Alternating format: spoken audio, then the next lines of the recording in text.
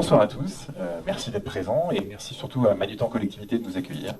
On va parler d'un sujet important en ce moment et il se trouve que justement vous nous accueillez aussi parce que vous commencez à vous engager aussi sur ces sujets-là. Donc merci beaucoup et il y aura un petit cocktail après pour discuter des sujets. Merci aussi de nous inviter. Donc on a la chance d'accueillir ce soir Julien qui va se présenter en long, large, en travers pendant l'intervention, qui est le cofondateur de La Matière et consultant en économie circulaire. Et puis moi je suis Alexandre Jubien, pour ceux qui ne me connaissent pas, je suis un spécialiste de l'innovation, conférencier, et voilà, je parlerai un petit peu de mes sujets aussi en début d'intervention. Alors on va juste parler un peu des mauvaises nouvelles, mais on va passer vite, parce qu'on pourrait s'étendre toute la soirée sur les mauvaises nouvelles. Comme vous le savez, on a quelques soucis en Australie, et notamment avec les koalas. Donc notre maison brûle. La bonne nouvelle, c'est qu'on ne regarde plus ailleurs. Historiquement, ce discours de Jacques Chirac avait fait grand bruit, mais on ne faisait pas grand-chose. Et en ce moment, il y a tout un réveil, justement. Alors c'est le cas aussi dans l'assurance, qui commence à comprendre en ce moment qu'elle est une des premières industries en disruption écologique. Il y avait cette phrase aussi prémonitoire du PDG d'AXA, une planète à 4 degrés, une planète qu'on ne peut plus assurer. Si ça vous intéresse, si vous travaillez dans ce domaine-là, j'ai la chance d'avoir collaboré à un article qui est plutôt une étude, une veille justement sur le sujet assurance et climat. C'est ce que vous avez en bas là, avec efficience. Voilà pour les mauvaises nouvelles. La bonne nouvelle, c'est que je pense que nous sommes au début d'une révolution écologique. Donc là, vous retrouvez un concept qu'on a souvent abordé sur WeInnov, qui est la courbe d'adoption de l'innovation, le fait qu'on a toujours des premiers adoptants, puis de plus en plus de gens qui se mettent à adopter. Et c'est aussi ce qui se passe sur ce sujet-là, au niveau de la prise de conscience, mais aussi au niveau des pratiques. Alors on va prendre quelques exemples. Et je vais plutôt vous demander, vous poser cette question. Est-ce que vous, ou quelqu'un dans votre entourage, aurait commencé à aller vers une consommation plus responsable, par exemple réduire sa consommation de viande, faire ses produits ménagers soi-même, moins prendre l'avion, donc tweet yourself, c'est ça, réduction des déchets, évidemment, famille zéro déchet. Est-ce que vous avez ce genre de personnes dans votre entourage ou vous-même? Vous voyez le nombre de mains, quasiment 100% des mains levées. Donc vous la sentez bien, cette vague, vous avez vu, c'est une forme de vague. Et ce qui est intéressant de noter, y compris en stratégie d'entreprise, c'est que les problématiques écologiques soient réelles ou pas, on est vraiment face à une vague, et les vagues, on ne peut pas les arrêter. On peut les surfer, mais on ne peut pas les arrêter. On peut apprendre à les surfer, on ne peut pas les arrêter. Et donc c'est vraiment une déferlante. On a vu le feu, on a aussi la vague d'eau qui arrive. Belle image de la révolution bleue. Et 2019 a été justement une année de bascule. Alors ça a été une année de bascule en grand public. Vous avez aussi, au niveau des jeunes, beaucoup de choses qui sont passées, notamment à Greta Thunberg, mais aussi, je pense souvent à l'exemple de Pour un réveil écologique, qui sont ce groupement de 30 000 jeunes là, qui ne veulent pas travailler pour des employeurs qui ne seraient pas vertueux. Donc c'est vraiment aussi une question de marque employeur. Et donc c'est vraiment un sujet qui est devenu aussi au cœur des préoccupations des dirigeants, voire leur préoccupation numéro une. Historiquement, et c'est dans la loi, un dirigeant, il doit servir l'intérêt de ses actionnaires. Et donc, investir dans l'écologie ou dans l'environnement précédemment, ça desservait l'intérêt des actionnaires. Et bien depuis 2019, c'est plus le cas, puisqu'on a ces problématiques de marque employeur et ces problématiques de consommation responsable. Donc les dirigeants, aujourd'hui, ont le devoir de s'intéresser à ces sujets-là, parce que ça va justement servir l'intérêt de leurs actionnaires. Et donc c'est un des enjeux de bascule. C'est pour ça que moi je m'intéresse beaucoup, avec quelques autres experts, à la transformation écologique des entreprises. J'ai créé un petit collectif d'experts avec des compétences variées, dont Julien fait partie. Je suis très impliqué dans toute la scène de la Tech for Good. Alors c'est le nom qui est maintenant le plus utilisé. C'est cette innovation, moi qui viens du monde des startups, cette innovation qui vient plutôt de ce monde digital et ce monde des startups, mais appliquée justement à l'écologie et la société. Il n'y a pas très longtemps, une grande exposition universelle au Grand Palais qui s'appelait Change Now, où j'étais présent, c'était assez intéressant. Bref, vous avez plein de nouvelles initiatives qui apparaissent et dont les entreprises aussi peuvent s'emparer. Et j'ai eu la chance à Biarritz d'organiser une plénière que je vous invite à regarder qui s'appelle L'écologie, nouveau berceau de l'innovation. Je pense que là on est bien dans le thème. Et parmi toutes ces innovations, il y a justement l'économie circulaire. Et donc ça me semblait très logique qu'on invite Julien de La Matière pour nous parler de ce sujet-là.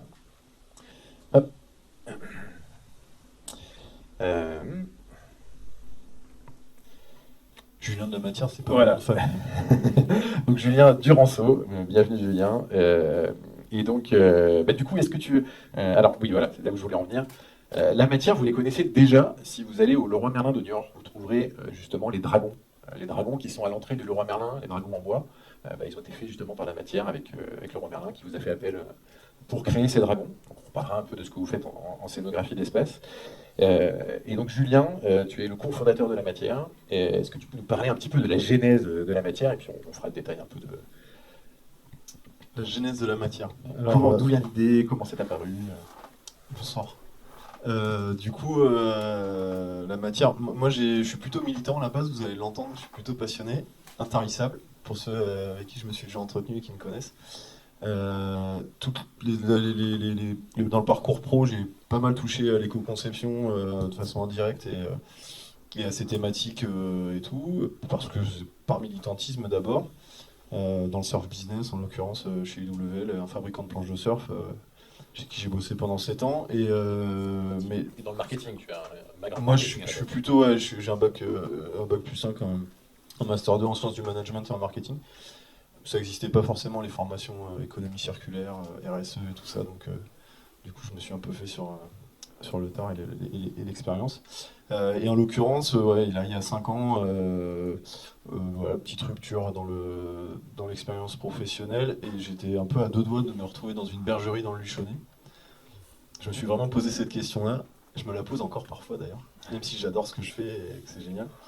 Mais clairement, face un peu à ce qu'Alex a montré au début et à ce qui se passe, un peu l'idée de se dire ok, est-ce que maintenant je m'y mets et je vais dans ma bergerie et je vais là-bas. Et puis finalement, je me suis pas posé la question trop longtemps avec Pierre Hugo, avec qui j'ai monté la matière.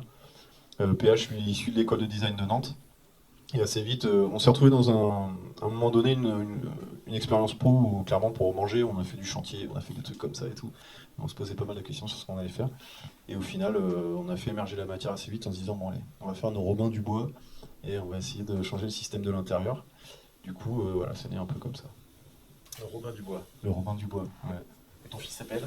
Il s'appelle Robin. Ouais. Et jusqu'à donc la genèse de la matière, mais surtout jusqu'à même une parution au journal télé, on va regarder ça justement.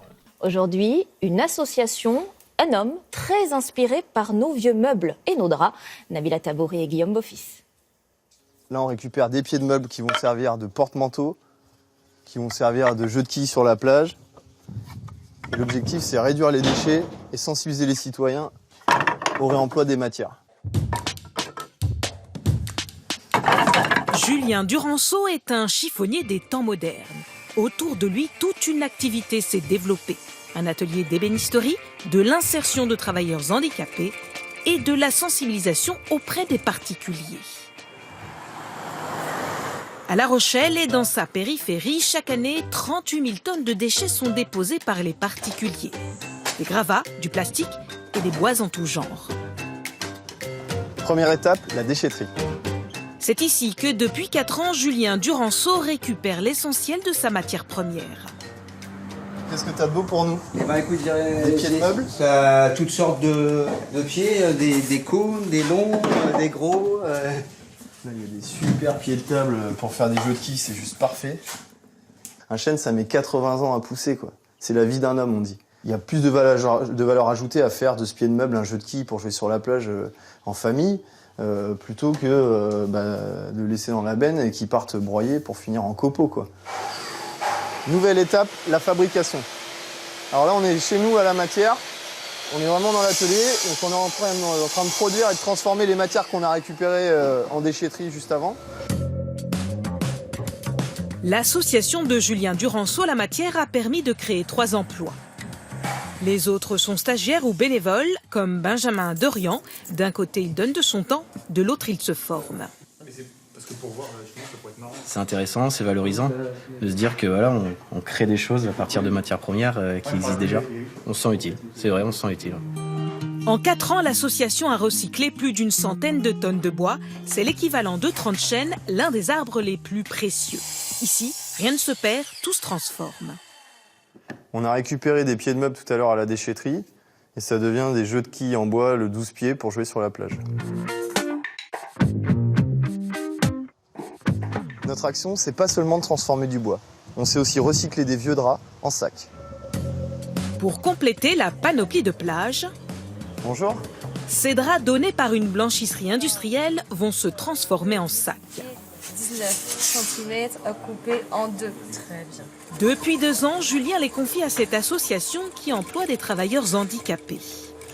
Voilà l'équipe qui fait les sacs pour le 12 pieds. 3 couturiers à plein temps, dont Tanguy Maguier, devenu un as de l'aiguille et du surjet.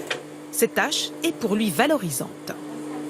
J'aime bien la nature et les animaux, tout ça, donc du coup, c'est sûr que c'est très bien. Ça permet que dehors, il n'y a rien qui traîne. Et le sac terminé, le voici. Avec l'ensemble des quilles, le 12 pieds est vendu 35 €, pas plus cher que les modèles commercialisés. Alors Julien, le 12 pieds, on le voit en haut là ici. C'est un de vos produits du coup. C'est de la genèse aussi, c'est vieux maintenant, c'était il y a 3 ans déjà. C'est pas très innovant en soi dans l'idée du produit, c'est plutôt innovant dans le process et dans ce qu'on a mis en œuvre en fait. Donc voilà, après depuis on a grandi aussi, on a changé, tout, il y a beaucoup de choses qui ont évolué. Mais c'est vrai que l'idée initiale d'aller former des agents de déchetterie, détourner des pieds de meubles, et plutôt que les pieds tombent dans la benne, les détourner avant que ça devienne des déchets, former des gens en insertion sur le bois, pour découper le bois, pour les monter en compétence sur ça et tout, c'est un gros travail pédagogique, de patience et de passion. Et du coup, après, par contre, le 12 pieds, c'est vrai qu'il symbolise plutôt pas mal notre écosystème, quoi. Et la matière, c'est vraiment ça. C'est-à-dire que c'est vraiment cette histoire-là, c'est comment orchestrer les écosystèmes et les acteurs d'un écosystème pour le rendre plus vertueux. Donc là, on est sur quelque chose qui se fabrique de série, mais on part sur des pieds de meubles qui sont parfois ronds, carrés, moulurés, de sections différentes. Donc il y a tout à réinventer là-dessus et comment on essaie d'orchestrer tout ça. Donc orchestrer, c'est vraiment le mot. Et clairement, si l'agent de déchetterie joue pas le jeu, enfin ce jeu ne prend pas naissance. Si la blanchisserie industrielle ne décide pas de nous mettre à dispo des draps déclassés, ça se fait pas non plus. Donc c'est assez symbolique effectivement de... Il y a une résolution de problèmes successives. Ouais, voilà. Alors après, là, c'est un reportage France 2, le 13h. C'est un peu édulcoré et tout. Sur le papier, je vous avoue que c'était une autre aventure. Mais il y a des histoires comme ça. En fait, chaque fois qu'on édite des produits, on essaie de travailler sur ça et c'est très important. Alors le palissois, une super histoire aussi. Le palissois, c'est pareil, c'est un couteau qu'on a édité il y a 4 ans. Donc on récupère du bois exotique issu de l'activité du port autonome de La Rochelle. Il y a une scierie sur le port qui importe du bois exotique. Il y a des super essences. Ce bois-là, très très très solide. Voilà. Très solide. Ça, c'est du padouk, ça vient d'Afrique centrale. Qui avant partait au rebut sur les chutes, quoi. Ouais. Perso, je préférais que ce bois-là ne soit pas là. Là, il est là, et dans le cadre de cette activité industrielle, il y en a une grosse partie qui part au rebut et qui part en bois de chauffage. Sauf que c'est des essences de dingue, c'est leur couleur naturelle. Là, la couleur rouge orangée là, du padouk, c'est sa couleur naturelle. C'est très dense, c'est classe 4, c'est-à-dire que c'est imputrescible et ça peut être utilisé en usage extérieur. Donc nous, assez tôt, on a dessiné un couteau, Pierre Hugo a dessiné le couteau, on est allé voir le coutelier rochelais qui s'appelle Farol, Sylvain Pertomé, et on a demandé une coédition. Il n'avait jamais fait ça avant, donc un peu au culot, c'est un mec un peu rustre en plus et tout, et on lui a raconté cette histoire-là, il a bien aimé, on a édité ce couteau-là, et c'est né un peu de ça. Et du padouk, après, on est parti sur plein d'autres choses. On a édité des planches à découper comme celle-ci, puisque du coup, comme je l'ai dit, c'est classe 4, c'est-à-dire que vous pouvez le laver et le nettoyer avec du Pexitron autant de fois que vous voulez. Ça évitera d'utiliser des planches à découper en plastique qu'on connaît très bien en commerce. Cette planche-là a 3 ans, je pense. Et puis, les petits plateaux qu'on a là, on en a édité pour des restaurants, on les a customisés avec le logo des restaurants dessus, donc on s'est mis aussi à faire des objets customisés avec le logo des restaurants partenaires, donc qui plutôt que de servir ça sur une ardoise, peut servir un plateau de fromage sur un gros plateau en padouk. Et après, alors c'est sympa les couteaux et les planches à découper, mais en réalité on sauve pas beaucoup de matière au vu du volume de matière qu'il y a sur le port. Et du coup on s'est mis aussi à faire des cabanes de jardin dans les jardins ouvriers, des composteurs en pied d'immeuble, et pas mal de choses comme ça. Et voilà, donc le padouk c'est une longue histoire avec nous et avec la Syrie, mais pas mal de choses comme ça. Il y a plein d'autres types de bois. Ouais, pas mal de bois, des chutes industrielles de production. Là on voit, il y a un jeu qu'on a édité avec les magasins boulangers à La Rochelle qui ont des cales de transport de leur machine à laver, c'est des tasseaux qui sont tous calibrés pareil, ils jettent à peu près 300 tasseaux par semaine, qui font 1 mètre, 60 cm à 1 mètre de long, qui sont juste étuvés, donc pas traités, et qui sont en hêtre ou en sapin. Donc là pareil, c'est de la cale de transport, et avec ça on a édité pas mal de choses. Et avec leur toile commerciale, on a fait des sacs qu'on a fait coudre aussi à l'œuvre d'Emmanuel. Et on a du coup édité un jeu qui est distribué, que dont Boulanger se sert pour faire de la com. Mais voilà, la com est réelle et sérieuse, pour le coup, c'est des matières issues de leur activité économique qui allaient partir en déchets, qu'on a court-circuité et qu'on a détourné de la benne. Et donc l'éco-conception, au fond, c'est vraiment prévoir. Dis-nous en plus sur l'éco-conception. Alors après, l'éco-conception, c'est... voilà, là, sur la gauche, il y a le meuble majordome qu'on a fait pour la Camif il y a 4 ans aussi. Alors l'éco-conception, il y a plusieurs façons de le faire. C'est anticiper la fin de vie de l'objet et tout, mais c'est aussi le plus possible utiliser des matières issues de réemploi. Et du coup, une force qu'on a à la matière, c'est qu'on peut cataloguer aujourd'hui des chutes de production industrielle ou des matières issues d'activités économiques de nos territoires. Et du coup, on peut à la fois, là c'est ce qui s'est passé pour la Camif, il y a eu une écoute clientèle du besoin client et tout, qui avait besoin d'un meuble d'entrée multifonction, etc. Nous, on avait un partenaire industriel qui avait une capacité aussi industrielle de produire en série et qui lui déjà générait des chutes industrielles. Et du coup, derrière, avec d'autres matières qu'on est venu plugger, on a édité un meuble qui était à 90% issu de matières de récupération. Donc ça, c'est aussi assez intéressant. Après, l'éco-conception, c'est plus vaste que ça. Ça touche aussi l'usage, ça touche la fin de vie, le transport. Il y a beaucoup de sujets là-dessus. Voilà, en l'occurrence, et dans plein de thématiques différentes. Alors, le nom de la matière, c'est justement parce que, à la base, vous, votre premier boulot, c'est d'aller récupérer la matière. Et c'est là où intervient le magasin des matières. Alors, tu m'as parlé du cœur du réacteur. Ouais, le magasin des matières, c'est... Alors, comme l'a dit dans le reportage, on a deux structures. On a une association, en fait, sous l'égide de laquelle on a ouvert une matériothèque. C'est un magasin de bricolage qu'avec des matières issues de récupération. C'est ce qu'on appelle le magasin des matières. Pour moi, c'est la déchetterie de demain. C'est-à-dire que ce qu'on écrit là, il faudra vraiment ça devienne des outils de territoire. On en parlait avec Philippe tout à l'heure et tout. Aujourd'hui, il va falloir que les collectivités, et moi j'accompagne des collectivités sur ces thématiques-là aujourd'hui. Là, on a fêté nos 5 ans là, il y a quelques jours. Clairement, aujourd'hui, on défriche et on explore. Je disais tout à l'heure, on est un peu avec la machette en train d'explorer tout ça. Alors c'est du bon sens, on parle du bon sens paysan avec Philippe souvent, là, mais c'est vraiment ça. C'est-à-dire, aujourd'hui, le réemploi, clairement, toutes ces matières qu'on peut trouver au magasin des matières, donc il va y avoir du bois de meuble, il va y avoir du bois de meuble démantelé ou du meuble sur pied. Il y a des chutes industrielles de bois ou différents types de matières, du tissu, du cuir. Je travaille en Vendée pas mal avec Vuitton, Longchamp ou les gros industriels du textile et du cuir qui eux génèrent des chutes industrielles de production et ces chutes-là peuvent être une matière première pour d'autres acteurs. Et l'objectif du coup du magasin des matières, c'est de cataloguer ça. Donc là, il y a tout un travail du coup de digitalisation sur lequel on veut bosser, de réseau national aussi, parce que l'objectif c'est aussi de mapper ça et moi je crois vraiment à la résilience territoriale des bassins de vie et tout, et je pense que voilà, ce genre d'outils-là doivent servir à ça. Et on est en train de travailler d'ailleurs sur un réseau de matériothèques sur différents territoires au niveau national. Et voilà. Alors avec des matières très variées, il n'y a pas que le bois. Moi ça m'avait surpris d'ailleurs, je crois que je t'avais appelé à ce moment-là, je m'étais dit tu fais des choses en plastique. Alors est-ce que c'est du plastique déjà et c'est quoi non, ça c'est un trophée.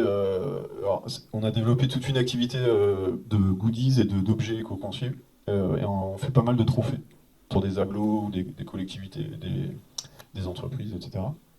Pulp, c'est un process de l'agglo de La Rochelle avec des stagiaires et des entreprises pulpées, etc. Ils nous ont commandé des trophées, une trentaine je crois. Et nous, en l'occurrence, donc je le disais dans mon expérience d'avant, j'ai travaillé chez WL Surfboard, qui est un des plus gros fabricants de planches de surf en Europe, qui est à La Rochelle. Et je vous invite à visiter, parce que c'est juste incroyable de voir cette entreprise-là. Ils font plus de 1000 planches de surf par an.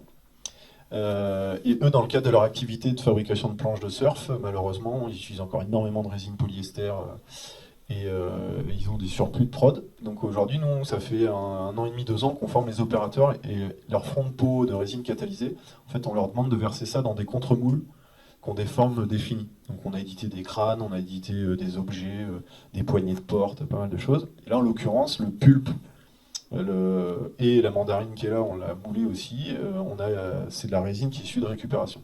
Donc là, on est dans du cradle to cradle, c'est-à-dire donc ça, c'est un livre c'est une petite bible que je vous invite à lire aussi. Du berceau au berceau, ouais, c'est un petit livre qui est pas énorme sur l'économie circulaire et qui est plutôt intéressant, où on considère que la matière est toujours une ressource. Et l'objectif, c'est que, et là c'est ce qu'on a fait, c'est-à-dire qu'on l'intercepte avant qu'elle fige et que ça devienne un déchet. Quand on n'intervient pas là chez WL, clairement ça tombe dans un énorme bac Au bout de 2-3 heures, ça se fige, et ça devient un pâton qui part en enfouissement, et c'est un déchet ultime, quoi. C'est intraitable. Alors, je ne vous parle pas du nautisme et d'autres acteurs qui ont ces mêmes matériaux-là.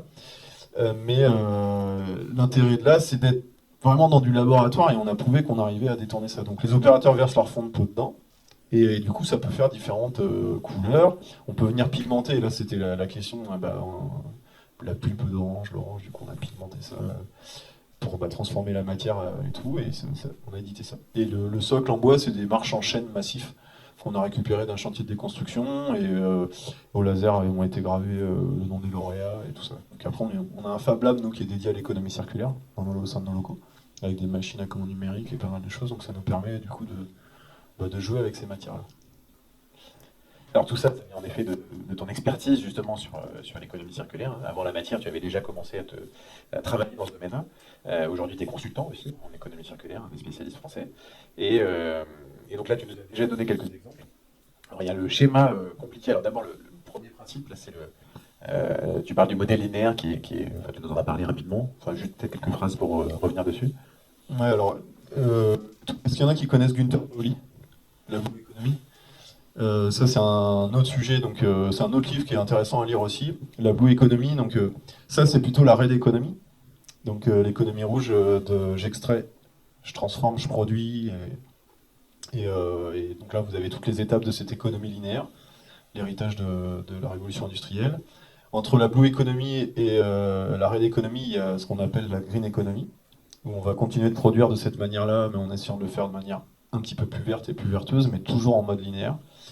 Et l'économie circulaire, on est vraiment dans une autre dimension de revoir complètement les process, quoi. Et aujourd'hui, c'est ce qui se passe en industrie, c'est ce qui se passe dans tous les domaines d'activité. On essaie vraiment de revoir les process à tous les niveaux. Et en l'occurrence, donc voilà, ça, je crois que c'est un schéma d'Hélène MacArthur. Il y a la fondation Hélène MacArthur qui est hyper calée sur l'économie circulaire. Si vous voulez en savoir plus aussi, allez voir, c'est vraiment génial. Ils ont des super avec des schémas un peu compliqués parfois. Ouais, mais voilà, donc l'idée c'est aussi on engendre tout ce qui se passe aussi dans le digital, quoi, le centre utilisateur aussi, et on amène des services différents. Il y a le fait les 3 R, donc réparer, réutiliser, réemployer et recycler. Voilà, il y en a même un entre les deux, c'est rénover, réusiner. Et aujourd'hui, il y a vraiment l'idée de revoir aussi les process de fabrication. Il y a des énormes enjeux là-dessus, quels que soient les types de matières. C'est-à-dire que ça peut aussi concerner le biodéchet. Bon, allez, dans 2 secondes.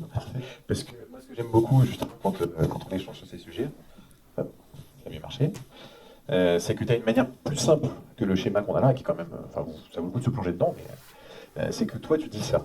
Et ce truc-là, c'est quand même, en une phrase, résumer ce que vous faites et résumer ce que beaucoup d'autres font en économie circulaire. Alors, disons-nous un peu plus sur cette grande phrase. Je ne vante pas grand-chose là, c'est pareil, les déchets des uns deviennent des matières bien des de autres. toi. Oui, il paraît. Ouais. Alors, c'est vrai que les déchets, alors en plus, c'est une sémantique qui est importante parce que le statut de déchet, c'est un peu une problématique en économie circulaire, même si là, les dernières lois nous permettent, ont beaucoup évolué et on limite l'entrée dans le statut de déchet pour permettre le réemploi plus facile.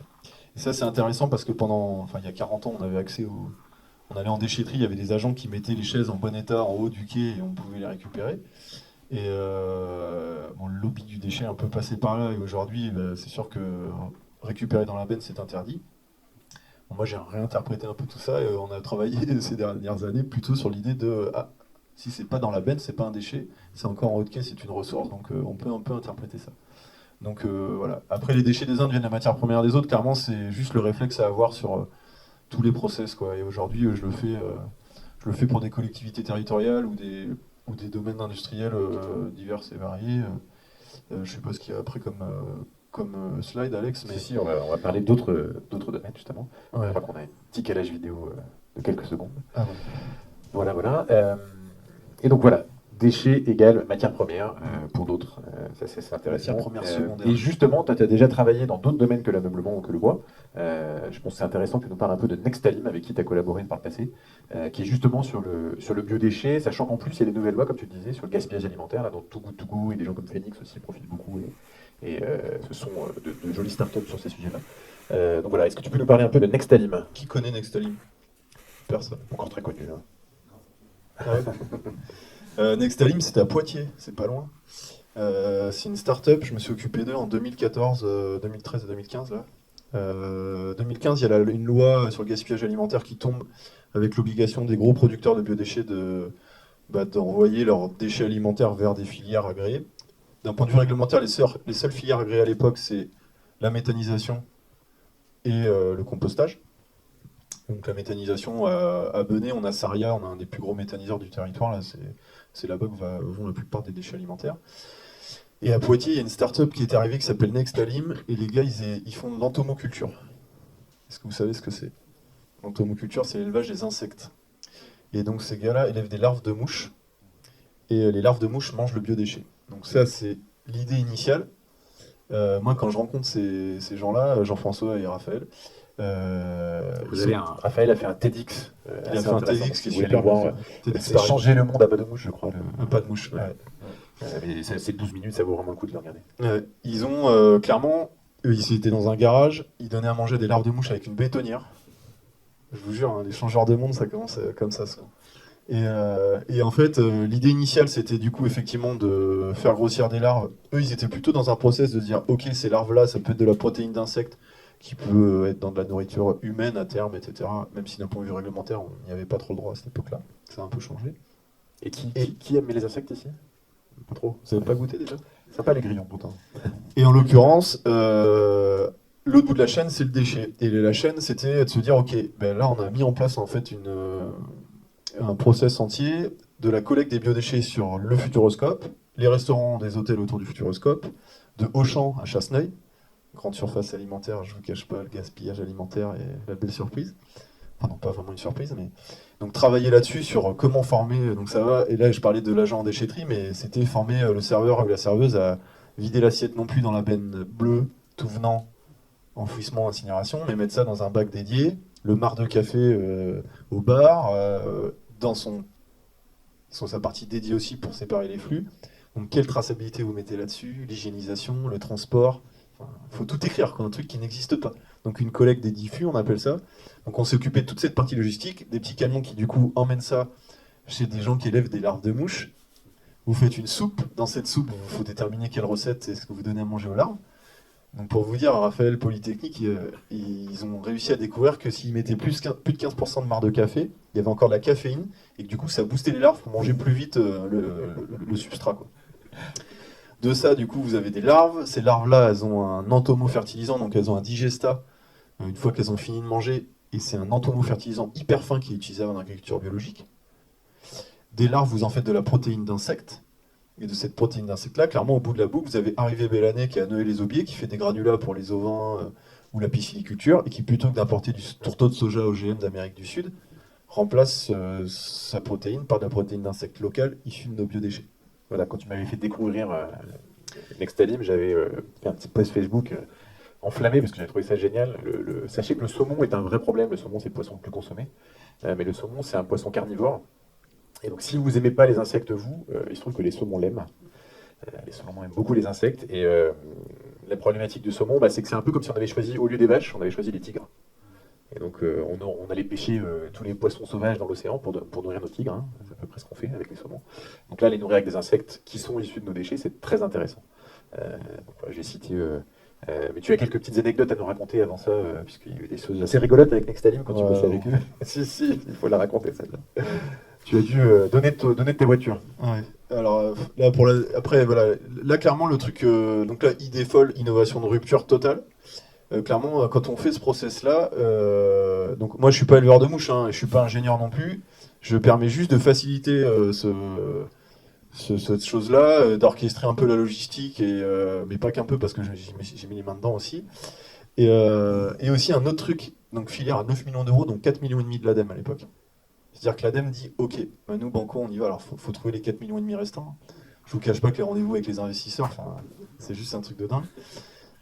Et puis il fallait passer des gros jalons à l'ADEME sur ça. Et bref, et on y met de sa personne. Et là-dessus, dans le cluster environnemental dont je m'occupais, et pour qui j'intervenais là-dessus, on avait à Thouars, il y a un abattoir de chevreaux, qui est très connu. Et on me dit, ouais, nous on a une grosse problématique de déchets, c'est notre sang de chevreaux. Et donc clairement, pour vous dire qu'on défriche quand on est dans ce genre de thématique-là, genre je me suis retrouvé à transporter un bidon de sang de chevreaux à Poitiers, dans une bagnole de loc, Bon, je vais pas rentrer dans tous les détails, mais bon, bref. Dernier virage avant d'arriver zone République, le bidon tombe dans la bagnole de location. Et j'étais en costard et j'allais en rendez-vous au Futuroscope après. Et j'étais en train d'éponger du sang dans le coffre de la bagnole de Locke. Et je vous jure, je sais pas si des gens m'ont surpris, mais c'était assez comique. Enfin, je rigolais pas à ce moment-là. Bref, non, faut vraiment donner de sa personne dans ces sujets-là. Pour la belle histoire, Nextalim, alors la belle histoire ou pas, je sais pas, mais ils se sont fait, là ils ont réouvert leur capital, ils se sont fait racheter il y a 2 ans par Suez. C'est-à-dire clairement ils ont prouvé que le concept il était là. Il y a un autre truc aussi, c'est quand on a monté et on a bossé sur ce truc-là initialement, d'un point de vue réglementaire, en fait, ils n'avaient pas le droit de faire ce qu'ils faisaient. C'est-à-dire élever des larves de mouches. Vous allez à la préfecture, vous faites une déclaration ICPE, je vais élever des larves de mouches. Clairement, si les bâtiments s'effondrent et que toutes les mouches s'envolent, qu'est-ce qu'on fait? Enfin, le procès, c'est juste incroyable. Et là-dessus, du coup, il y a un truc de dingue, c'est qu'on leur dit, mais si les larves de mouches ont mangé du carnet, du reste de viande dans le restaurant, est-ce qu'on peut considérer que la farine d'insectes peut être de la farine animale?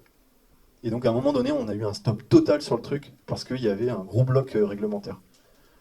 Et finalement, on a continué, on a changé on a trié que le végétal d'un côté, etc. Et en fait, la réglementation a évolué, et l'entomoculture est rentrée comme 3e solution de réemploi de la matière biodéchets. Ah, j'avais pas connaissance de ça. Moi qui dis souvent, on le voit souvent dans les startups digitales, je dis aux startupeurs que je coach, quand vous bousculez le légal, c'est qu'en général vous tenez quelque chose de grand. Et c'est ce qui s'est passé pour Airbnb, pour Uber, Deezer a commencé dans l'illégalité. C'est un grand classique. Hein, Moi je le dis souvent dans les groupes que j'accompagne, quoi. Les gens me disent ouais mais non, si on n'a pas le droit de faire ça, la réglementation ne nous le permet pas. Mais en fait justement l'objectif de l'innovation de rupture c'est de pousser ça et de faire évoluer la réglementation, sinon ça bougera jamais. Et en économie circulaire, tous les sujets c'est ça, quoi. Le statut de déchet dont je vous parlais tout à l'heure. Toutes ces thématiques-là, c'est assez complexe. Alors un petit exemple supplémentaire avec qui tu collabores d'ailleurs, qui est Ovive, qui a 30 ans, hein, mais eux ils n'avaient pas de problème de droit. C'est juste le fondateur qui voit arriver un camion, une benne de coquilles d'huîtres qui venait du Pays-Bas. Il se dit mais pour nourrir les poules, hein, pour que les poules puissent en tout cas on met dans l'alimentation des morceaux de coquilles d'huîtres pour que les œufs soient durs, pour que les coquilles d'œufs soient dures. Et il se dit mais c'est des coquilles d'huîtres, on en a plein chez nous.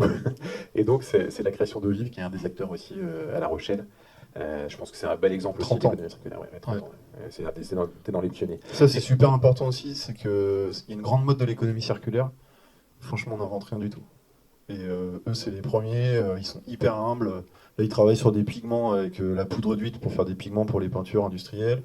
Ils travaillent sur l'idée de faire du filament d'impression 3D, puisque c'est du calcaire et tout. Soros vient de sortir sa combinaison avec un intérieur justement en huître, du coup, c'est une déclinaison du limestone de chez Patagonia.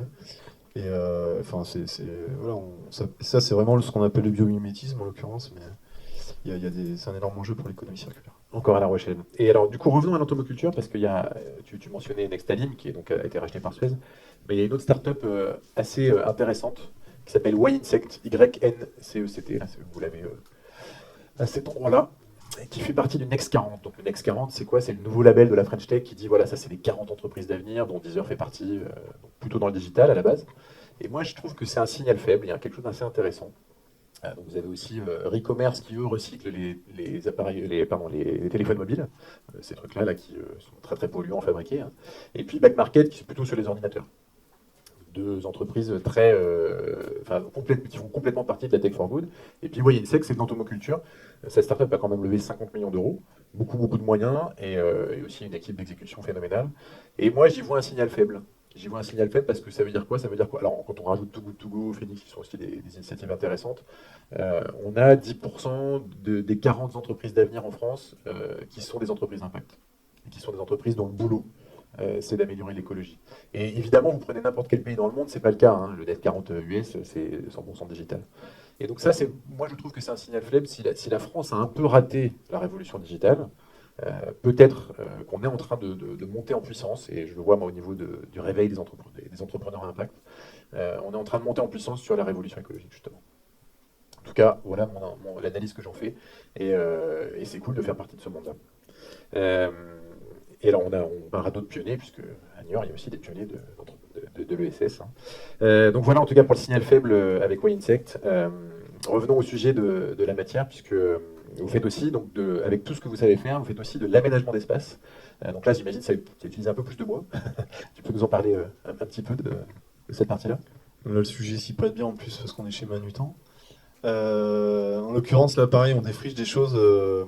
Ça, c'est une médiathèque de Châtelaillon-Plage. C'est la deuxième médiathèque du territoire après celle de Michel Crépeau, celle de La Rochelle. Et clairement, là, on est intervenu sur un diagnostic initial du mobilier existant dans la médiathèque qui a 30 ans. Et un usage aussi de la médiathèque qui se digitalise plus, un fond documentaire qui change un petit peu, la façon d'accueillir les gens, l'offre de la médiathèque. Et en fait, on a redessiné toute la médiathèque. Donc on a des designers d'espace au sein des équipes où du coup on a pu réaménager les 300 mètres carrés de médiathèque en réemployant le mobilier existant, en venant mettre d'autres mobiliers neufs, d'autres matières de réemploi également. Ne pas s'interdire de mettre aussi du neuf pour avoir un truc qui soit du coup joli. Je prends souvent l'exemple du pneu de voiture, qui est pour moi l'archétype du recyclage et avec lequel on fait un pouf. Ça s'appelle le pnouf, je crois. Bon, clairement, ça, c'est pas un truc qui me fait trop rêver. Surtout quand on voit l'aspect cancérigène du pneu. Nous, à la matière, on s'évertue à se dire que limite, faut pas qu'on voit que c'était du réemploi et ça, c'est un vrai enjeu. Donc là, la médiathèque, si vous passez à Châtel, je vous invite à aller la voir, elle est vraiment super sympa. C'était il y a 1 an et demi, on a encore des éloges et c'est plutôt intéressant. Donc ça, l'aménagement d'espace en réemploi, on le fait de plus en plus. Ça fait partie de discussions du coup qu'on a ici avec Manutan, avec les équipes aussi. Je pense qu'il y a un vrai enjeu là-dessus aussi, et on en parlait tout à l'heure, il y a de plus en plus d'entreprises et de collectivités qui veulent aussi acheter de manière responsable. Et voilà, c'est pas facile, hein, c'est pareil, on défriche des choses, hein, c'est un vrai exercice, mais c'est un beau challenge, et on s'en est plutôt bien sorti. Ce qui nous amène vous collaborez aussi, alors ce qui nous amène plutôt à la partie business justement, et vous collaborez aussi surtout avec des grands groupes. Et donc les grands groupes, qu'est-ce que vous faites avec eux? Alors là, on a l'exemple de Utopie. Utopie, ça c'est une des meilleures agences en France sur ces sujets-là, qui aide beaucoup d'entreprises à devenir B Corp. La certification B Corp, c'est le summum, je dirais, de ce que vous pouvez faire en termes d'engagement écologique et sociétal, hein, je pense qu'on peut le dire. Et vous collaborez avec Utopie et aussi avec plein de grands groupes. Alors qu'est-ce que vous faites pour ces grands groupes justement? Donc Utopie, c'est une agence, je ne sais pas si vous connaissez, c'est une agence qui fait de la RSE depuis, donc responsabilité sociétale des entreprises, des organisations, depuis 30 ans, je pense.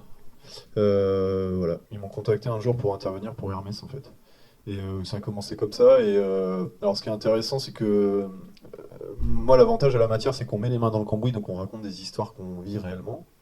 Et en l'occurrence, là, ce qui est intéressant là, dans ces histoires-là, avec que ce soit des grands groupes ou des plus petits, c'est qu'en réalité, il y a un métier initial et il faut aller dans le dur, il faut vraiment mettre les mains dedans et s'y coller pour pouvoir changer les choses. Donc, eux sont plus dans le conseil, dans le think tank à la base. Et eux, ils sont plutôt dans le jus de cerveau, effectivement, donc c'est intéressant d'y aller. Et nous, on est des makers et de les accompagner là-dedans. Donc après, moi, j'accompagne pas mal de groupes sur ces thématiques-là. Je travaille en Vendée pour une collectivité territoriale en ce moment qui s'appelle Pays de Mortagne. 3% de chômage, des industriels juste qui ont du mal à recruter tellement ils ont du travail, des belles boîtes. Donc là, j'anime un groupe de travail, il y a 60 structures différentes sur le cuir et textile industriel. Donc il y a Vuitton, Longchamp, le Puy du Fou, les offices de tourisme de Vendée, le groupe Eram, c'est un de mes clients que j'ai ramené dans la boucle aussi, alors qu'ils ne sont pas sur ce territoire-là, mais ça me paraissait intéressant qu'ils viennent aussi dans cet écosystème-là. Ils ne sont pas très loin, hein, ils sont dans le 49. Il y a le Puy du Fou, je l'ai dit. Donc Eram, c'est avec du cuir aussi, il n'y a pas que du bois. Et là, en l'occurrence, c'est simple, on a un tas de matières sur la table, c'est des chutes industrielles de cuir et textile et des chutes de matières en fin de vie. La fin de vie des chaussures, etc. Et donc là, c'est clairement de comment on orchestre des écosystèmes territoriaux pour les faire travailler sur leurs ressources et switcher leur modèle, quoi. Et donc, souvent, les solutions, ils les ont déjà, mais ils ne les voient pas forcément. Ils ont des savoir-faire de dingue. Ils ont des couturiers et des couturières juste hyper quali. Et donc ce que je dis souvent, c'est plutôt de l'entrée par encore une fois l'innovation de bon sens ou le bon sens paysan. Clairement, là, le Puy du Fou, ils font 13 000 costumes par an. Ils achètent du cuir et du textile pour faire leurs costumes, alors qu'à 1 kilomètre, il y a des boîtes qui balancent du cuir et textile. Donc ça, je veux dire, à la ferme, on faisait pas comme ça, quoi. À la ferme, on avait besoin d'un bout de matière, on allait chez le voisin voir s'il avait pas ce morceau de bois ou ce morceau d'acier pour souder la charrue. Et on gardait tous les bouts de ficelle. Ou garder tous les bouts de ficelle. Et là, c'est vraiment ça. Et ça, ce qui est intéressant avec ces petites actions-là, la théorie des petits pas, pareil, vous allez me dire, mais c'est quoi l'intérêt des offices de tourisme de Vendée? Bah, eux, plutôt que d'acheter des goodies en Asie, en fait, on a mis en place le fait de fabriquer des petits porte-clés gravés laser dans des chutes de cuir industrielles de chez Vuitton et cousus avec un petit point de couture par un ESAT ou un chantier d'insertion qui est sur le territoire. On s'est pas pu garder le logo. Mais... Le logo. Non, ouais, ça on peut pas. Mais pour le coup, c'est des petites histoires, mais qui font la grande. Et en fait, ça emmène la foule. Et les 60 structures disent mais ouais, c'est génial, on est en train de vivre un truc de fou. Et en fond de ça, nous, on travaille aussi sur des filières plus fortes parce que bon, les goodies, c'est bien. Le petit fourreau pour mettre l'épée en bois de réemploi vendu dans le magasin du Puy du Fou, c'est très bien aussi. Mais faut aller aussi travailler plus sur des filières, comme le soleil extérieur, mais sur l'industriel. Donc ça, c'est des choses dont je m'occupe. Et parfois, c'est vraiment juste faire que les gens se rendent compte, de faciliter ça, de dire non mais vous parliez tous les deux, là, les deux directeurs d'innovation, parce que là, il y a un truc, et puis ça fait émerger aussi des projets. Et on s'aperçoit que derrière, donc c'est pareil là-dedans, dans cette boucle-là, on a l'ADEME, on a la région, et on arrive du coup à faire se discuter des gens qui se voient pas forcément. Et il y a des leviers vraiment importants, quoi. Et quand on arrive à piloter ça, c'est puissant. Et ça, aujourd'hui, c'est ce qui vous fait vivre aussi en termes financiers. Ça, c'est ce qui fait manger le modèle de la matière. Parce que le magasin des matières, c'est très sympathique, c'est une belle histoire. Le 12 pieds aussi. Mais alors, sachant que l'assaut n'est pas subventionné, ça c'est important. Du coup, c'est pour ça qu'on a fait un vrai modèle hybride. Et qu'aujourd'hui, la vente du jus de cerveau et le conseil que je peux faire permet vraiment de nourrir ça. Et de nourrir tout le process qu'on a derrière, qui est aussi notre laboratoire, parce qu'on expérimente là-dedans aussi. Et voilà, il y a des vases qui sont assez sympathiques. Et la transparence aussi, ça c'est important. Et tu as mentionné tout à l'heure justement les cabanes de jardin pour les collectivités. Ça aussi, c'est un truc qui rapporte un peu plus que le reste, parce que tout de suite, c'est des projets un peu plus ambitieux. Tu veux peut-être en parler un petit peu, oui. Oui, alors après, sur ces trucs-là, c'est difficile dans ce sens. Là, les cabanes de jardin sur d'autres territoires. Ouais, alors ça, c'est sûr que l'essaimage, ça c'est quelque chose sur lequel on travaille beaucoup. Ce qu'on fait là, ça peut se faire sur d'autres territoires à partir du moment où on les accompagne et qu'on retrouve les acteurs là-dessus. On commence à aborder le sujet passage à l'échelle. Ouais, le changement d'échelle et tout. Il pourrait y avoir plein de la matière un peu partout en France, en fait. Ouais. Ce serait le rêve. Oui, non, après, on n'est pas trop, faut pas être mégalo non plus, mais petit à petit. Ouais, non, mais clairement, ce qu'on fait aujourd'hui, si vous passez à La Rochelle, je vous invite à venir visiter le lieu. Il y en a qui sont passés et tout. C'est un lieu vraiment très hybride. On écrit des choses qui n'existent pas vraiment. Et malgré ça, aujourd'hui, et franchement, encore tous les jours, on expérimente des choses. Et puis, plus on grossit, plus tout est exponentiel. La trésor, tout ce que vous savez. Hein. La gestion du personnel, etc. Et en fait, aujourd'hui, on s'aperçoit d'un truc, c'est qu'il y a plein de gens qui viennent frapper à la porte en disant « Mais nous, on veut monter une matériothèque sur notre territoire. Est-ce que vous pourriez nous aider ?» Donc il y a des choses qui ont émergé. Il y a Céline Lebrun là, qui a ouvert Au Bonheur des Chutes à Auxerre. Elle est venue chez nous, elle a passé du temps chez nous et elle a ouvert son magasin des matières à Auxerre. Et en ce moment, on travaille ensemble sur des réseaux communs et c'est assez intéressant. Et du coup, il y a plein de choses qui émergent. Il y a des ressourceries culturelles dans le spectacle et l'événementiel. Le gâchis de matière est juste phénoménal aussi. Donc nous, ça fait longtemps qu'on bosse avec les Francopholies ou avec le festival Rosé Lavé, c'est un festival électro à La Rochelle. On a travaillé sur leur démarche responsable et tout. Et dans ce cadre-là, il y a des petites ressourceries culturelles. Il y en a une qui vient de se monter à Montaigu, là, qui est en préfiguration. Et là, en l'occurrence, nous, par exemple, on récupère énormément de matériel de la Fashion Week à Paris. Pour 12 minutes de festival, vous avez 20 smirmorques de camion. De bois, pardon. Et c'est du pitch pain, du thé beau pain, qui a juste quelques agrafes. Et là-dessus, pareil. Donc là, nous, on est là, c'est bien. Ils peuvent se racheter un peu de karma. Et on va leur sauver un peu la mise sur ce coup-là. Mais en réalité, on essaye aussi d'accompagner les scénographes en amont en leur disant non mais arrêtez, quoi, l'année prochaine on va bosser différemment. Et ça, c'est des choses sur lesquelles on travaille aussi et c'est comme ça qu'on fait nos Robins du Bois en fait. C'est-à-dire qu'on est là ce coup-ci, mais attendez, l'année prochaine c'est pas comme ça qu'on fait. Et du coup, il y a une sorte de réseau national qui émerge de matériothèque. Je pense qu'il y a un vrai enjeu là-dessus. Quand je parlais tout à l'heure de la déchetterie du futur, pour moi je pense qu'il faut aussi que les collectivités y voient une vraie ambition, quoi. Les recycleries classiques, ça a son rôle, c'est très bien. On travaille avec elles, mais elles sont un peu dépassées aujourd'hui, je pense. Il y a un nouveau modèle à écrire et effectivement les matériauthèques, je pense que c'est un grand enjeu.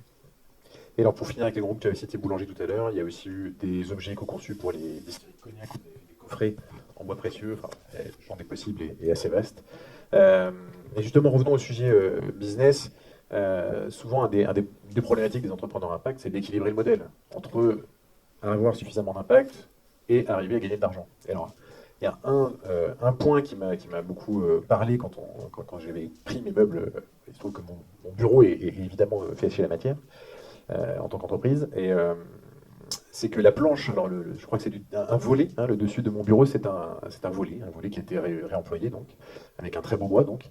Et quelque part, si on devait mesurer le coût du réemploi de ce volet, en fait, ça coûterait moins cher d'aller acheter la planche chez Castorama, quoi. Et donc c'est vraiment tout l'enjeu de ces projets-là, c'est d'arriver à trouver les innovations qui vont faire que ça va équilibrer.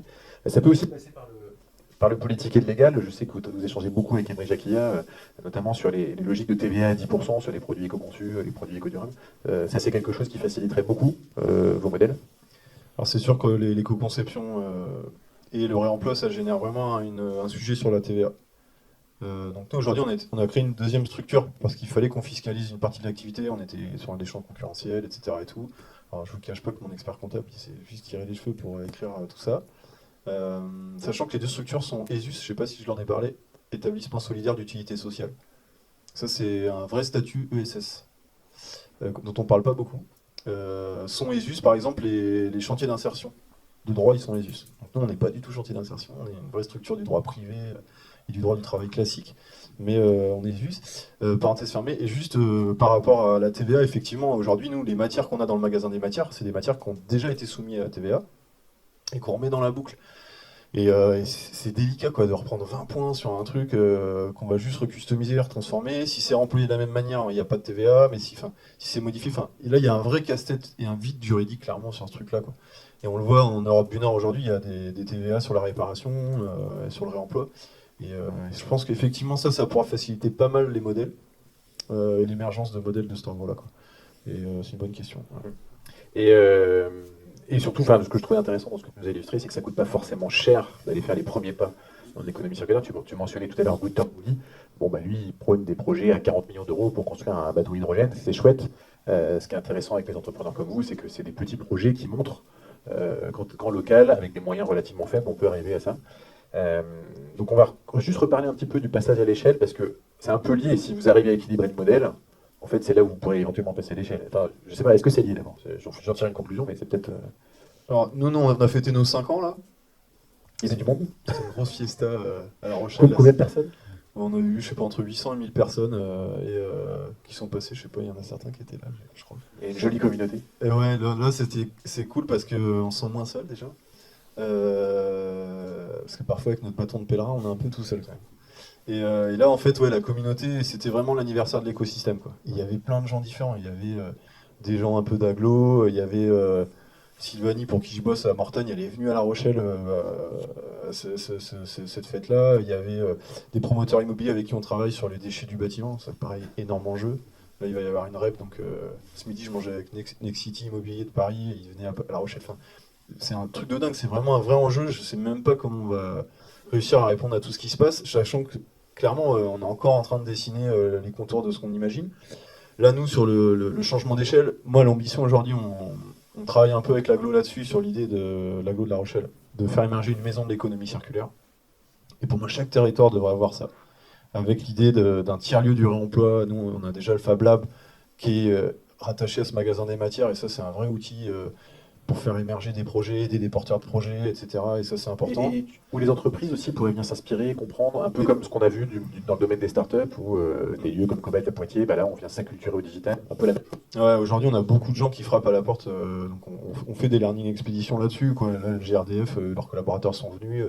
Il y a des choses, on l'a fait avec la Camif, on l'a fait avec plein d'autres acteurs, etc. Et c'est sûr que alors c'est un super exercice, ça fait souvent sortir des beaux projets en plus. Et puis c'est des ambassadeurs qui ensuite repartent avec le bâton de pèlerin. Moi je crois vraiment un peu, c'est un peu le coronavirus de l'économie circulaire. Elle est bonne celle-là. Ou pas. Et en l'occurrence, je pense vraiment. Là, je vous dis ça, enfin. franchement, on a eu des chouettes bilans, c'est en progression depuis le début, on a créé des emplois, tout ça sans sub, et j'insiste sur ça.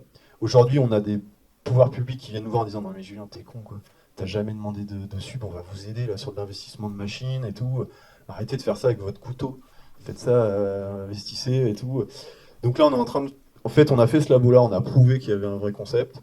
Là maintenant, c'est changement d'échelle, donc là, il va falloir peut-être un petit peu plus s'y coller en termes d'investissement. Et puis voilà, voilà, on est dedans, on y travaille, c'est compliqué. En fait, moi, j'aimerais vraiment que le territoire s'investisse là-dedans. Je parle de territoire genre l'aglo ou c'est encore un peu compliqué, quoi. Alors, en plus, là, dans la temporalité... Et aussi avec... on sent pourtant qu'il y a des prises de conscience fortes, quoi. Avec d'autres territoires qui pourraient justement embrasser ce type de modèle, qui faciliterait justement le passage à l'échelle. D'autres, puisqu'il y a d'autres la matière ailleurs, ce qui est aujourd'hui encore un peu compliqué avec l'équilibrage qu'on a vu juste avant, quoi. Alors, ça dépend vraiment des gens. C'est une histoire de personne, tout ça, c'est qu'une histoire de personne. Ça, l'humain, alors là, c'est l'économie circulaire, si ça match pas. Et je reviens sur l'image que j'ai de l'agent de déchetterie qui joue pas le jeu, ou du directeur de l'industrie qui joue pas le jeu. Enfin là, les gens chez Vuitton, s'ils jouent pas le jeu, de toute façon, on commence même pas le travail.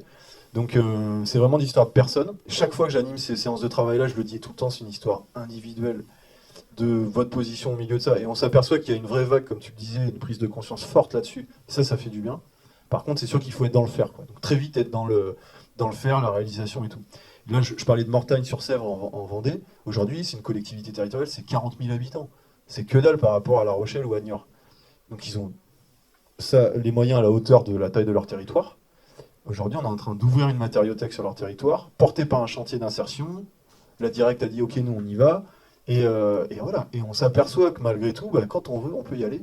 Et on est en train de faire émerger ça là-bas.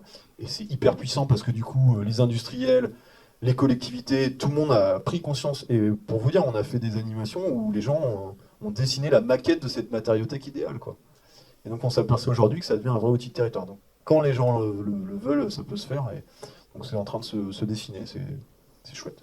Alors continuons sur l'humain pour conclure. Puisqu'on va parler de ce concept que tu aimes bien, qui s'appelle le recyclage des cerveaux. Alors qu'est-ce que tu entends par ça? Mais c'est un point important, puisque moi je le vois beaucoup avec les entrepreneurs impact. Certains ont parfois eu des carrières dans la finance, ou dans des choses dans lesquelles ils ont arrêté de trouver du sens, et pour se lancer après dans des choses qui étaient évidemment moins lucratives, mais beaucoup plus épanouissantes. Ça c'est quelque chose que tu vois au quotidien. Ouais, alors je découvre les slides parce que Alex a préparé ça de son côté, mais c'est très bien. Le recyclage des cerveaux, ouais, c'est un truc dont je parle souvent quand on venait visiter la matière. En fait, on a énormément de gens qui viennent frapper à la porte de la matière en mode écoutez, je suis ingénieur chez Alstom ou chez Stellar Rochefort. Je fais un bullshit job depuis 10 ans. Je sais pas à quoi ça sert et ce que vous faites, ça a trop de sens. Je voudrais passer ma journée de VRTT chez vous tout le temps. Ou qu'est-ce que vous avez fait comme étude pour faire ça, etc. Donc on sent que par procuration, il y a un énorme mouvement là-dessus. Du coup, je pense qu'on va faire un parc d'attractions sur cette thématique-là. Ça serait pas mal. Non, On avait parlé de recycler 2 canapés aussi. Ouais, mettre 2 canapés face à face pour que justement ils discutent ensemble et qu'ils échangent leur cerveau. Ouais. Non, en réalité, on vit vraiment ça au sein de la matière, quoi. C'est-à-dire qu'il y a plein de gens, que ça soit quand on a un petit camion itinérant qui va dans les quartiers aussi, qui fait de la sensibilisation et de la pédagogie à l'upcycling, au réemploi. Ça, c'est un outil que j'aime beaucoup. Et que ce soit ce camion-là, que ce soit les conférences qu'on va donner ou tous les travaux qu'on va faire, on s'aperçoit à chaque fois que ça vient vraiment toucher cet aspect-là et le cerveau. Et en l'occurrence, moi, dans l'équipe, je veux dire, Mélissa, qui est à l'administratif, elle a fait un burn-out, elle était bancaire. Et clairement, voilà, elle se pointe via des potes de potes et elle me dit moi je suis minimaliste, 0 déchet, je suis ce que fait la matière depuis longtemps, je suis en arrêt maladie, vas-y viens passer un peu de temps. Puis finalement elle a créé son poste. Ben, il était prothésiste dentaire, il pète un câble, trop de pression dans son boulot de prothésiste dentaire et tout, il explose total, pareil, je lui dis mais viens passer un peu de temps, tu verras d'autres gens, etc. Il a repris une formation bois. Et des exemples comme ça, il y en a pas mal autour de la matière dans l'écosystème, sur l'idée de les matières, mine de rien, ça permet vraiment de retrouver du sens aussi à tout ça, et ça c'est vraiment important. Donc effectivement, recycler le cerveau, je pense qu'il y a un truc à développer. Et toucher du bois. Et toucher du bois. Et toucher du bois. Très bien, merci beaucoup Julien. On va quand même enchaîner sur un sujet, puisque Julien est à La Rochelle. On a l'eau vive qui est à La Rochelle. Vous avez un nombre incroyable d'entreprises qui sont de ce type-là à La Rochelle. Vous avez le territoire zéro carbone à La Rochelle. Et puis à Niort, on a les assureurs. Il se trouve qu'on a les plus vertueux d'entre eux, puisqu'on a ceux qui sont très engagés justement sur ces sujets-là. Et je n'ai pas que Maïf, Massif fait aussi des choses assez intéressantes. Voilà, nos assureurs locaux sont vraiment très impliqués aussi, pour les raisons que j'ai mentionnées tout à l'heure. L'habitabilité de la planète n'étant pas assurée, les assureurs ont probablement un grand rôle dans ces sujets-là. En Vendée, il y a Rupture, qui est une association d'entrepreneurs, mais il y a aussi tous ces industriels dont on a entendu parler. Et voilà, moi j'avais commencé à me dire, mais en fait un Change Now à Paris c'est chouette, mais peut-être qu'il faut de l'événementiel, de l'animation territoriale, des choses vraiment qui vont connecter nos changeurs de monde locaux. Parce que, alors je suis peut-être un peu biaisé, mais moi qui fais une veille sur ce monde-là, le monde de la tech for good, je me rends compte qu'il y en a beaucoup chez nous. Et donc voilà. Et donc en discutant avec des gens de Maïf sur ce sujet, ils m'ont dit, en fait, peut-être qu'il y a un sujet de territoire à mission. Et il se trouve qu'on a 3 départements là autour d'un endroit qui est assez intéressant en termes de biodiversité. Voilà, je vous pose ça comme une idée à faire avancer collectivement ensemble. Je sais que certains travaillent sur les entreprises à mission, d'autres sur d'autres sujets. Voilà, aujourd'hui, je pense que c'est vraiment... on a un territoire fertile pour ça, un terreau fertile, dont on fait partie tous. Et ça, c'est une chance aussi de notre territoire qu'on va pouvoir transformer dans les années qui viennent.